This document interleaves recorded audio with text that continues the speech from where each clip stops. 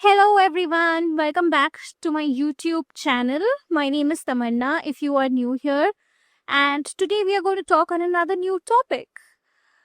Following my previous video, if you have not watched it, please go and watch it. It's about my childhood and my bullying story and how I overcame it. So, following this, I now have another story which is trying to fit in. How I had tried to fit in my entire life to finally realize that I never needed it. Let's get into it. So, basically, what I want to talk about today is trying to fit in has costed me my entire identity. Let me tell you something. For the first half of my life, I was the kind of person who would do anything to be liked. And I repeat, anything to be liked. Not because I was a people pleaser, not at all a people pleaser. Let me tell you that. Not because I was trying to be overly nice, no, but because I have always thought that love has to be earned. And this belief started very early on in my life, okay? Uh, Growing up, love in my surroundings always felt very conditional. I'm not blaming my surroundings, I'm not blaming my parents or anything, but it always felt like if you get good marks, you're liked. If you get a prize, you're loved. If you are exceptionally well in something, you're noticed. But love did not ever feel like something that you would get only by existing. And when you grew up with that idea, you carry that belief in every relationship that you build ahead. So, from a very young age, I started trying to prove my worth to people. So, school, right? School was the first place where I realized how much I wanted to belong, right? How much I wanted a typical friend group who were very close to each other, who were emotionally close, who knew everything about each other, their families knew, and they met each other on lunches, during the weekends and everything. I never had that. I never had that kind of a typical friend group. And I remember this intense fear of missing out all the time. So much so that I did something so stupid and embarrassing that this still gives me secondhand embarrassment when I talk about it. So, you know how talking to friends, meeting them in weekends was so common in school, right? People chat on landlines and then they come back to school and they talk about it. Oh, in the weekend we did this, in the weekend we spoke about this. And, as a child, I felt so much FOMO that I had stolen money from my mom once and I had gone ahead to a local STD booth just to call my friends, not because I was missing them, but just to have some conversation with them so that I can talk about it the next day and be cool about it. That, oh, I talk to my friends on weekends, I call them. That was the level of desperation that I had. And I believed if I didn't do these kind of things, I would become invisible. I tried to do everything. I didn't stop, okay? I tried to do everything possible in my capacity at that point of academically, I was not the best student, but I really wanted to be good in sports, so I started playing sports. I used to sing, I used to do every craft, I used to go on events, so that I become known. I started slowly winning prizes. People started recognizing me, but there was never this friend group that I wanted. Because recognition is not the same as connection. You can be known by many people, but you will still feel alone. I tried harder and harder to become someone who people would accept. I remember forcing my mother to give me money to go on school picnics, not because I like picnic, but because I wanted to have something to discuss when people used to discuss their memories, and I wanted to build memories with them. I have forced my mother to give me clothes, different kinds of clothes, not because again that they mattered, but because I wanted to be included in some or the other. When I moved to junior college, the same pattern continued. I had people around me, I had groups around, but they were never the kind of friendships that would deeply understand you. Never. And also, the insecurity from school followed me to this phase of my life. So I kept doing what I thought would make people stay. I would go out of my way, I would spend money, I would always be available for people. Even I remember waking up at 5 a.m. to wake up other people because they had tuitions. They had to go somewhere, they had to go to college or whatever. I used to wake up at 5 a.m. to wake them. Again, a story of second-hand embarrassment, and this is ridiculous, I know. But at that time, I was trying to be someone who people would value, someone people would keep around them. Then something interesting happened. Even after doing all of these things, nothing changed. Okay. I was still not emotionally satisfied. I was never emotionally happy in any of my friendships. And there came a time in my life that really shook me. I had tried so hard to fit in everywhere that I truly never belonged anywhere.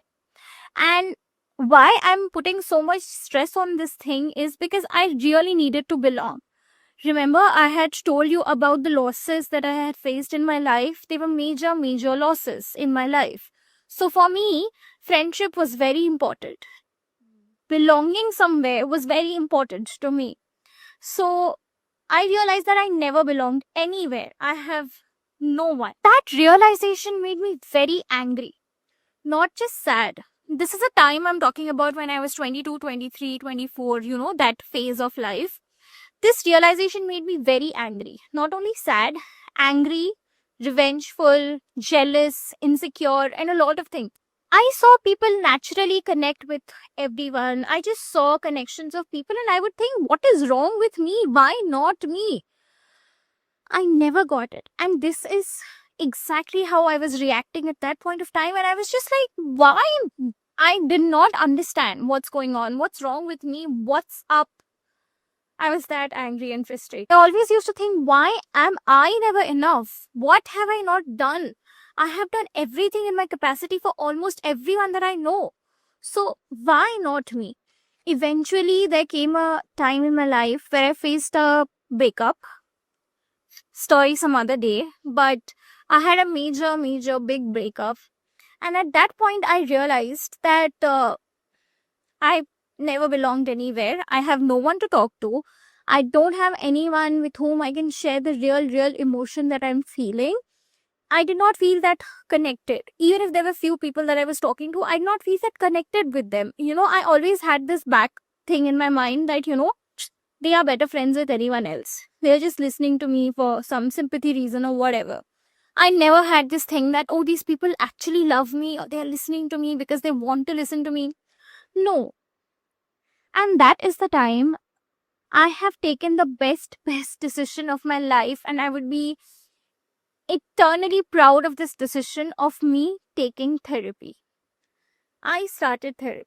So, of course, my therapist taught me and told me a lot of things, okay? A lot of years went into therapy. To be precise, I was in therapy for 2.5 years, to become this person that I am today in front of you. But I vividly remember an example that she gave me during that time. She asked me, Tamanna, a thief comes to your house and is armed. What do you do? So I was like, I would try to fight the thief. I would try to do everything to save and safeguard, and I would fight and I would call the police and I would do this and that, everything that we could possibly give as an example and give as an answer, right? That's what you would also think, right? If a thief is armed, you would try to protect. Then she was like, okay, but you can't protect. There's nothing you can do about this thief, okay? The thief is meant to harm you this time. But he's a thief. He's here to take your stuff. What will you do? I said I would try to protect myself, that there is no harm done to me. But things are stolen, I won't mind. It's fine. I will let the things be stolen. And I would protect myself, because the thief is armed and you are saying I can't do anything. So I would let my things be stolen and I would protect myself. And that point she said, exactly. Sometimes the safest thing that you can do is let the thief take whatever they want to and safeguard yourself. And here, the thief is fear. Fear of being alone, fear of being robbed of people, I tried to hold on to everyone. I tried to keep everyone in my life, but no one stayed. So the point is, let everyone go, but save yourself, save your sanity. So she told me very simple thing, let them go. Let everyone go. If someone wants to leave your life, just save yourself instead. That has stayed in my mind so much, like it is like a pinned comment in my mind. And I always think that I have to protect myself.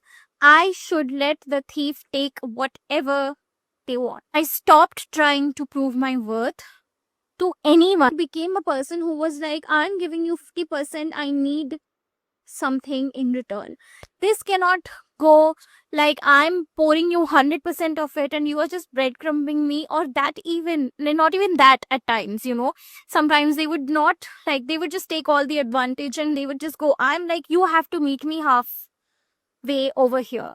I need your dedication. I need someone to talk to when I am at stress. I need someone, right? It can't be a one-way relationship. I realized that and I stopped doing extra things for people. If someone was not giving me their 100%, I would respectfully create my boundaries and be like, that person is not into me. It's fine. It's okay. We will write a journal. We will talk to myself. I will talk to ChatGPT.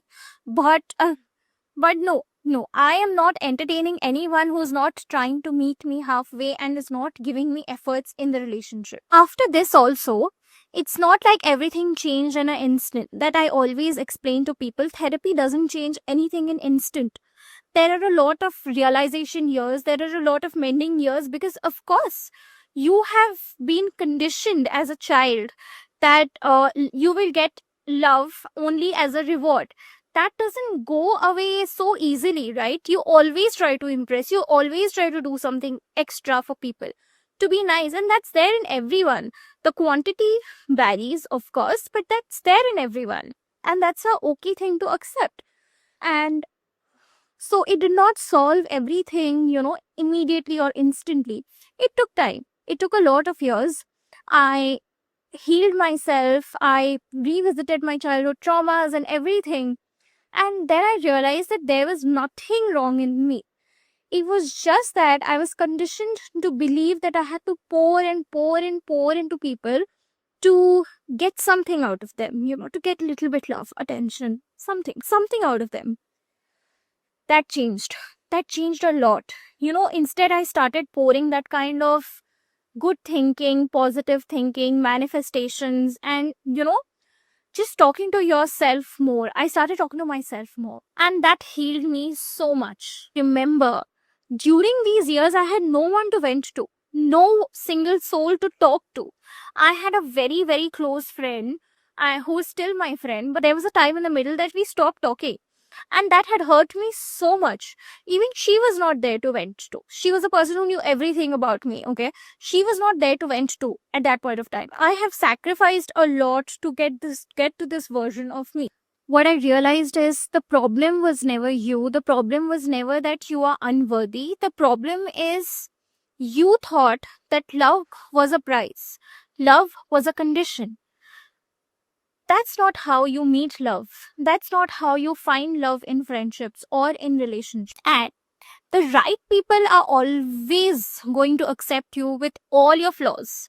For example, I have had panic attacks and anxiety attacks for a long time, and no one knew it because I never thought that no one would understand it. I never thought that this can be accepted. I always thought this is a shortcoming of me, and people are already sympathizing with me and they're talking to me because of sympathy or something like that. And if I just go and tell them that I have panic attack and anxiety attack, oh god, they will also think that this is a shortcoming and they would be extra careful around me. And I don't want that. I want the raw side of people. I want the true side of people and everything.